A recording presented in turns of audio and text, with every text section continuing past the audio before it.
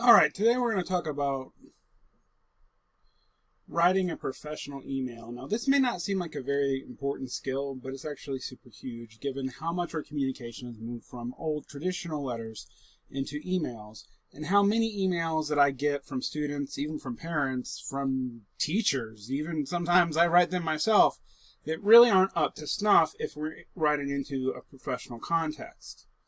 All right, what is a professional context? So, when you're formally approaching your teacher, when you are inquiring about a job, when you are writing to your administrator, you should write your email like it is professional.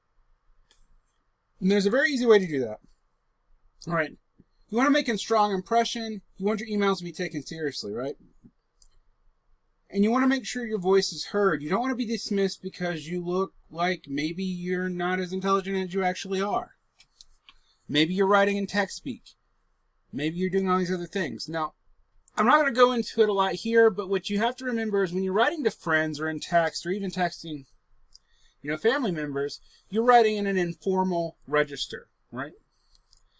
You have to code switch into a formal one. And a formal email includes certain things. Now, we like to talk about this with basics. It's kind of a way to remember what goes into this. You need building blocks, attachments, subject lines, information, complaints, and style. So what are the building blocks? There are 7 building blocks for an excellent email. You need to know who's going to receive it. You need a clear subject line. You need a proper greeting, okay? Dear Mr., Miss, Doctor, etc. If you don't know the proper gender greeting, make sure you use their full name. Dear, full name. All right? But it's usually better if you know the proper gender greeting and educational level to use, the formal Mr., Miss, Mrs., etc. You need the body. Just like you would in an essay, you need body paragraphs. You need a closing, sincerely, thank you, therefore, etc. You need to sign off, and you need to proofread it. It needs to be error-free. All right. We'll examine what a basic email looks like on the next slide. Right. Recipient. We're going to write Miss Rob at Jordan District. Clear subject. Question about essay for 7th period, right? That's clear. Proper greeting. Dear Miss Rob, or in my case, Dear Mr. Varn. All right. Body. And the body doesn't have to be long. It could be a 2 or 3 sentence paragraph. I'm wondering if I can change my essay topic from the day Rome fell to the day Pretty Boy Floyd died. I'm finding it much easier to find information on an event from the 20th century instead of the 4th century. Thank you for your help. Sincerely, Taryn Brown, 7th period. All right. Thank you for your help is a nice inclusion. It's part of the body. You could also say thank you as part of your sign-off. Then your name, and tell me what class you're in if you're writing about a class, right? Because I need to know. And then proofread it. Use Grammarly, use spell check, use whatever. Attachments. At the bottom of the toolbar of an email, there's a small paperclip, and that's true in Google and Gmail as well. Click on this paperclip to attach a file. When attaching a file, be sure to include the name of the file in your email. For example, you might say attached, you will find a file called short answer text. Make sure the attachment is easy to identify. Rename the file if it is not clear. For example, if the name of the file is RTG45444, which is not even what it says on the thing there, rename it to something clear like ELA essay or essay about George Floyd, etc. Subject line. Include the subject line. Always include the name of your class and be specific on the topic of your email. Keep it brief. Long subject lines get lost and aren't read. So, subject, ELA 10th homework question. That's great. I know what class. I know what you need. Subject, I need help with my homework. Well, that's not super professional because I don't know what class you're in. The better prepped I am knowing where you're going to go, and this is always true, the better the subject is, and it's actually less words. All right, subject lines. Do Subject lines. Do. 7th period homework. Don't. Here's my latest assignments. I finished it. Ha ha ha. Don't. Help. Do. Creative writing short story question. Do. Language arts 10th. Late work. Don't. No subject at all. Don't. Hi. Do. Journalism. Help. Alright? See if you can, on your own for a second, see if you understand why I labeled it as such. Information. If it's a question, ask your question that can be easily answered through an email. Alright? If it's more complicated than can be easily answered through an email, what you should probably do is simply ask, when can you schedule a time to meet me? And for a virtual class, when can we schedule a Google meeting to talk about this subject? Alright, if it's turning in work, if your assignment is supposed to be turned in through email, let your teacher know what you are turning in. However, do not turn in an assignment through email that should be submitted through Canvas. And by the way, since pretty much everything should be submitted through Canvas, to me, don't turn in your work through email. If you are angry or upset about an assignment or a grade, instead of emailing your teacher about it, generally ask to meet with your teacher either in person or online. Google Meets are great. Because you're going to need to articulate yourself, and you can probably do that better in words than you can typing when you're mad.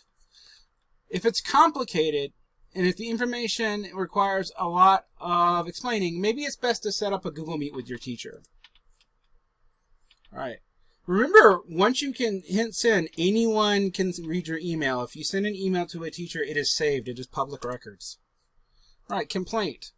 If you have a complaint, state a brief history of your problem. Explain how you tried to solve your problem. Show why it's critical for the problem to be solved, and offer suggestions that you would find useful to you. Alright? If you have a complaint and we can't fix it and you don't give us suggestions that you like, we're going to have a hard time making it better. Most importantly, be polite. Know your purpose and respect your audience. You can rant all you want to. Don't put it on a piece of paper because it's effectively public. Alright? Read through this example of a respectful complaint. Dear Miss Miller, last week I assigned groups for a creative writing assignment. I reached out to my partner and have not heard back. I tried emailing on September 15th, September 17th, and again today. My work is really important to me, and I know this grade counts on our final average. I was wondering if I could either change partners, or if you could reach out to my partner. I'd like to get started on this example on his assignment as soon as possible. Thank you for your time. Sincerely, Jada Myers. Right, what do we see here? The problem is stated clearly. You explained how to fix the problem. You showed why it's important to fix the problem, and you even offered a suggestion. That's a very good complaint email. Notice also, again, a good subject line, which is clear. All right, style. Remember, emails require style. A lot of you write in a much more aggressive way, actually, without even thinking about it, than you do when you are speaking. Try to maintain a positive, respectful tone. Try to avoid negative words or superlatives. Can't, don't. Okay, those are okay sometimes. Hate, awful. Those are probably not okay. Unless it is appropriate to the topic. You know, sometimes you really can't do something and you can say that. Avoid text, talk, and abbreviations. Use emoticons and emojis only when appropriate. Keep your tone friendly. Contractions help keep your tone conversational. You know, contractions are combined words like it's, let's, etc. Sometimes if you're writing like a super formal email to a job, you don't want to use contractions. But in a formal email to a teacher, it's usually probably okay. Be polite by adding please and thank you when appropriate, and always sign off politely. Thank you, thanks in advance, sincerely, respectfully. Have a great day. Stay safe, stay healthy. All those are good sign-offs. All right, so let's look at this, and I want you to, in your head, I'm going to take 5 seconds and let you look at it. Tell me what's good and what's bad. Or what's a do and what's a don't. Pause, sort them out. Okay. Now you should have done this on your own. Let's look at this first one. I didn't do my homework well. That's a don't, right? Thank you for your time. That's a do. Yo, Miss Smith. Probably a don't. Please consider accepting my assignment. Probably a do. You didn't tell me my assignment was late.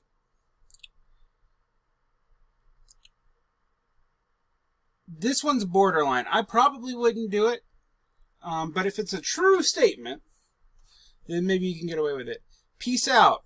Charles B. It's a don't if for only reason that you weren't proofreading your last name. I look forward to your response. Do. Alright, remember, try to be positives if you can. Don't use emphatic emotional words. Keep informality to a minimum. Don't use text speak. Alright, I want you to send me an email. I'm going to put my email in the Canvas for you, and actually I'll actually have a place for you to turn it in just in Canvas too. I will check it off on either place. And you can tell me about any number of things. Something you want me to know about yourself. Maybe what you did over the summer. How are you coping with this COVID-19 thing? What's your favorite book, movie, and why? You know, any of those things. Send me a little email with that answer. It doesn't have to be long. It could be 3 sentences. Make sure you include all the basics. And there you go.